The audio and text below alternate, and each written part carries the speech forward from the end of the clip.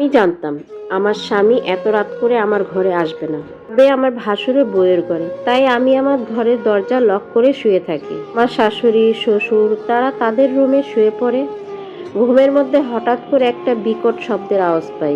আমরা সবাই দরজা খুলে বাহিরে এসে দেখি আমার স্বামী বড় একটা কাচের জগ ভেঙে ফেলেছে। আমার জায়ের গায়ে ওড়না নেই, আমার সেই দেবতার গায়ে গেঞ্জি নেই। তারা একই বিছানায় বসে রয়েছে, আর আমার স্বামী টিভি ভাঙার জন্য টিভি হাতে নিছে, আর সঙ্গে সঙ্গে আমার শ্বশুর গিয়ে আটকিয়ে ফেলে।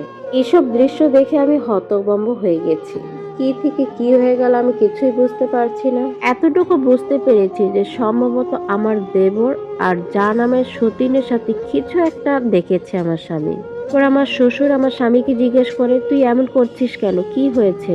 আর আমার শাশুড়ি আমার খালা শাশুড়ির ছেলের দিকে জিজ্ঞাসা দৃষ্টির দিকে তাকিয়ে রয়েছে। কেন আমার খালা শাশুড়ির ছেলেটা বলতে পারে যে কেন আমার স্বামী এমন করছে, কিন্তু আমার খালা শাশুড়ির ছেলেটা চোখ নামিয়ে রেখেছে। মনে হচ্ছে যেমন চোর ধরা খেলে মানুষ যেভাবে মুখ লুকায়, ঠিক সেইভাবেই তেমন করে মুখ লুকাচ্ছে। বিশ্বাস করবেন, পাশে সেই দুধের বাচ্চাটা ছিল, আর আমার জায়ের অবস্থা দেখে মনে হচ্ছিল যে তাদের মধ্যে কিছু তো একটা হয়েছে। আমার স্বামী চিৎকার করে শুরু করে, বলে, তোর মতো দুশ্চরিত্রা আমি আর একটাও দেখিনি।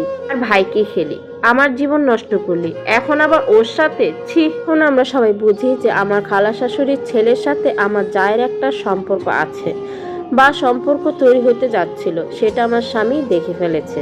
আমার যা আমার স্বামীকে অনেকবার বোঝাতে চেষ্টা করে, কিন্তু আমার স্বামী বলে যে তুই যত কিছুই বলিস না কেন, আমি নিজের চোখকে কিভাবে অবিশ্বাস করি। ওর জন্য আমি আমার ফুলের মতো বউটাকে এত অবহেলা করি, শুধুমাত্র তুই যেন সুখে থাকিস, তুই যেন ভালো থাকিস। সে তোর কাছ থেকে এমন একটা কিছু পাবো আমি কল্পনাও করিনি। শাশুড়ি উঠে এসে আমার স্বামীকে অনেক ব্যালেন্স করার চেষ্টা করে, কিন্তু আমার স্বামী আমার শাশুড়িকে জোরে একটা ধমক দেয়।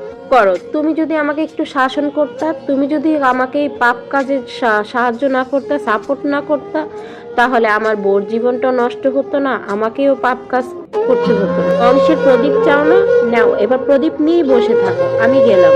কথা বলে আমার স্বামী আমাকে একটা ধমক দেয়, বলে, এখনো দাঁড়িয়ে থাকবে এখানে, চল আমার সাথে চল। আমি না কিছু বলতে পারছিলাম না, কারণ এমন পরিস্থিতিতে আমি পড়বো বা কিছু বলবো আমি সেটা কল্পনাও করতে পারিনি। হয়তো আছে, আল্লাহ যা করে মঙ্গলের জন্যই করে। হয়তোবা আমার স্বামীর চোখের সামনে তার এই রূপটা আসা খুবই দরকার ছিল। আমার যা নামে সতীন। আমার শাশুড়ি আর শ্বশুরের দৌড়ে এসে পা ধরে বলে, আম্মা বিশ্বাস করেন, আব্বা বিশ্বাস করেন, এমন কিছুই হয়নি। ও শুধু আমার রুমে আসছে শুধু চার্জার নেওয়ার জন্য। তখন আমার শাশুড়ি বলে, রাত 1:30 বাজে ও কেন তোমার রুমে চার্জার নিতে আসবে, তুমি কেনই বা দরজা খুলবে? আমার শাশুড়িকে আমার যা অনেক কিছু বোঝানোর চেষ্টা করে, অনেক কিছু লোভ দেখায়। আমার শাশুড়ি একটু লোভী প্রকৃতির। আমার শাশুড়ি বলে, আচ্ছা ঠিক আছে, তুমি বাবুকে নিয়ে ঘুমাও, দেখি সকালবেলা ওর মেজাজ ঠান্ডা করা যায় কিনা, এখন গেলে বেশি সমস্যা করবে।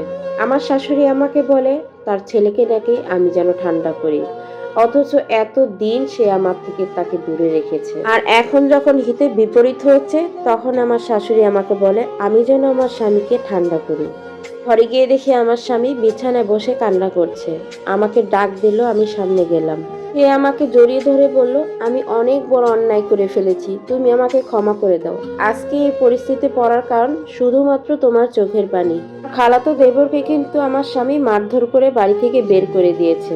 আমার খালাতো দেবর তখনই বাড়ি থেকে ওই মুহূর্তে বেরিয়ে গেছে। আমার শাশুড়ি ভেবেছিল যে সকালবেলা আমার স্বামীর মুড চেঞ্জ হয়ে যাবে বা সবকিছুই সে ভুলে যাবে, কিন্তু না, সে কিছুই ভুলে নেই।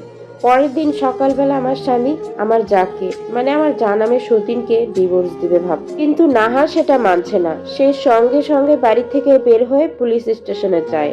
এখান থেকে তার বাবা মাকে ফোন দিয়ে বাড়িতে আসে পুলিশ নিয়ে আমার স্বামীকে ধরিয়ে দেওয়ার জন্য। মানে ব্যাপারটা এমন হলো যে সে জোর করে হলো আমার স্বামীর সাথে ঠিকই সংসার করবে, তাকে কোনো মতেই ছাড়বে না। আসসালামু আলাইকুম এভরিওয়ান, আমি আপনাদের শোনাচ্ছি একটি মেয়ের জীবনের গল্প। তো আমার ভিডিওটা আর গল্পটা যদি আপনাদের কাছে ভালো লাগে থাকে, অবশ্যই আমার পেজটা ফলো দিয়ে রাখতে পারেন, ইউটিউব চ্যানেলটা সাবস্ক্রাইব করে রাখতে পারেন। আপনাদের ভালোবাসার মাধ্যমে আমি কিন্তু এইভাবেই এগিয়ে যেতে পারি।